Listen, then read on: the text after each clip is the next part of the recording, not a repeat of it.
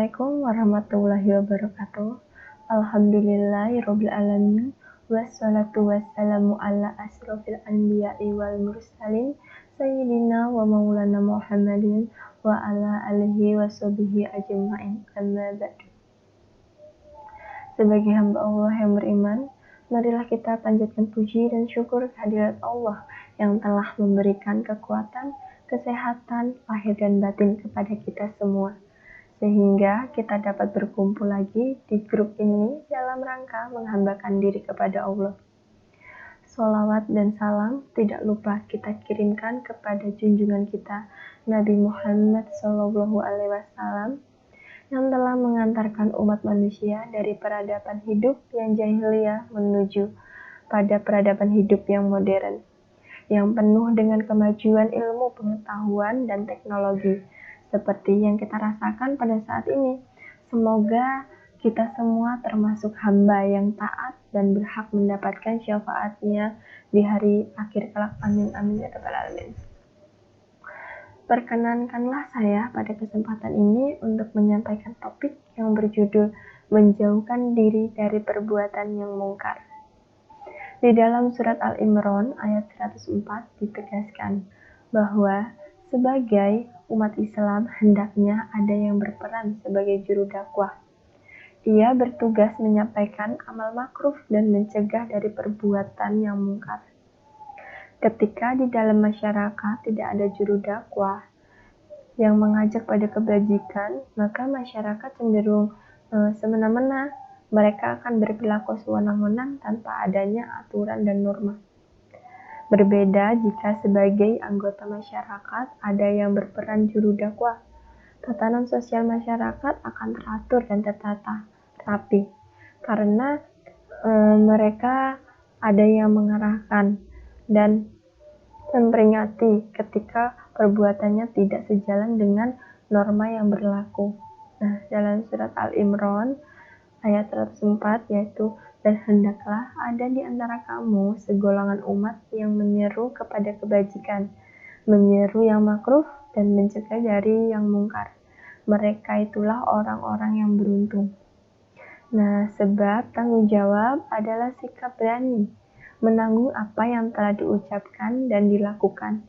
Islam sendiri juga mengajarkan sikap tanggung jawab terhadap sesama muslim, yakni sikap itu ditunjukkan dengan menegur ketika saudara seiman melakukan kemungkaran, ketika secara lisan maupun secara perbuatan.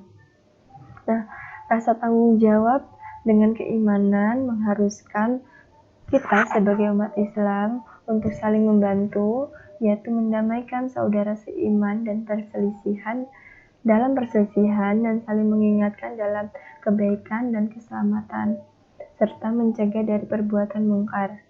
Melalui ayat tersebut, Allah memerintahkan umat Islam agar di antara mereka ada sekelompok orang yang bergerak dalam bidang dakwah, memberi peringatan apabila nampak gejala-gejala perpecahan dalam pelanggaran terhadap ajaran agama dan jalan mengajak dan menyeru manusia untuk melakukan kebajikan, menyuruh kepada yang makruf dan mencegah yang mungkar. Cara yang ditempuh dengan cara menyadarkan manusia bahwa perbuatan yang baik itu akan mendapatkan keuntungan dan kebahagiaan baik di dunia maupun di akhirat. Begitu juga sebaliknya, bahwa kemungkaran dan kejahatan itu akan selalu menimbulkan kerugian dan kemudorotan baik bagi pelakunya maupun orang lain. Tujuan dakwah tidak dapat tercapai hanya dengan anjuran melalui kebaikan saja, tanpa dibarengi dengan sifat-sifat keutamaan dan menghilangkan sifat-sifat yang buruk dan jahat. Agar tujuan dakwah dapat tercapai dengan baik, maka umat Islam harus bersyarat dan taktik perjuangan untuk mencapainya. Kemenangan tidak dapat tercapai tanpa kekuatan. Kekuatan tidak akan terwujud tanpa persatuan. Dan persatuan dan kesatuan tidak dapat diraih kecuali diimbangi dengan sifat-sifat yang utama. Sifat ini pun tidak akan terpelihara tanpa terjaganya agama.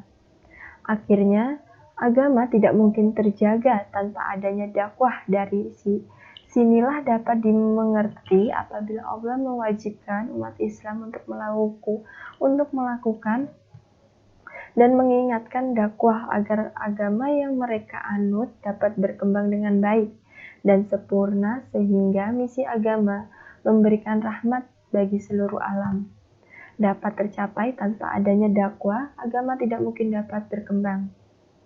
Demikian ceramah yang dapat saya sampaikan pada kesempatan ini. Semoga dapat bermanfaat bagi kita semua dan dapat kita aplikasikan dalam kehidupan sehari-hari. Lebih dan kurangnya mohon dimaafkan. Yang benar datang dari Allah, yang maha benar, dan yang salah, khilaf dan keliru itu datangnya dari saya pribadi. Sebagai manusia, bisa yang tidak pernah luput dari salah, khilaf, dan dosa. Akhirul kalam, wassalamualaikum warahmatullahi wabarakatuh.